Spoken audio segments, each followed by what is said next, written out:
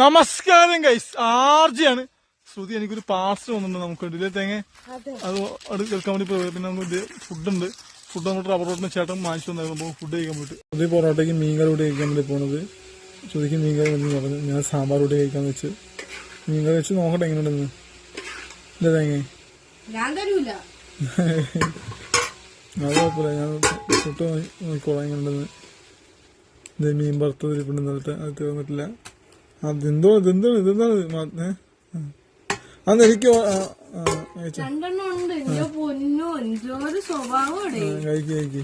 എങ്ങനെയുണ്ടെന്ന് പറ. മീൻ കറിക്ക് പൊറോട്ട എങ്ങനെയുണ്ട് തേങ്ങ?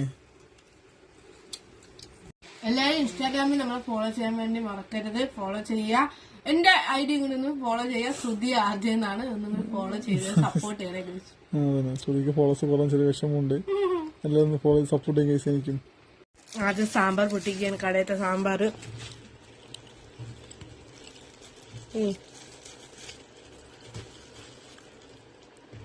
കഴിച്ചു നോക്കൂ.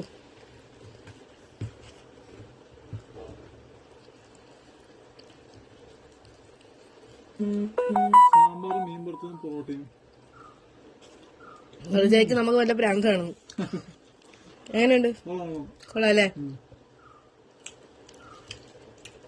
നിങ്ങൾ ഇങ്ങനെയൊക്കെ കഴിച്ചു നോക്കണേ കഴിച്ചു. എനിക്ക് സാമ്പാറും പൊറോട്ട ഇഷ്ടമാണ്. മലപ്പുറത്തൊക്കെ നിൽക്കുമ്പോൾ ഞാൻ തിന്നു പഠിച്ചതാ. ഞാൻ മലപ്പുറത്തേക്ക് പക്ഷെ സാമ്പാർ മാത്രമല്ല, അല്ലാതെ കുറുമയും കിട്ടും അതിന്റെ പൊറോട്ടയ്ക്ക്. അത് പോയി ടേസ്റ്റാണ് മലപ്പുറത്തൊക്കെ. നിങ്ങൾ നോട്ടെ, നിങ്ങൾ മലപ്പുറത്ത് പോയിരുന്നു കഴിച്ചു. മലപ്പുറത്തുള്ളവരൊക്കെ പറയും എങ്ങനെ ഫുഡ് അടിപൊളിയാണ് അവിടുത്തെ ഫുഡ് പൊറോട്ടയ്ക്ക്.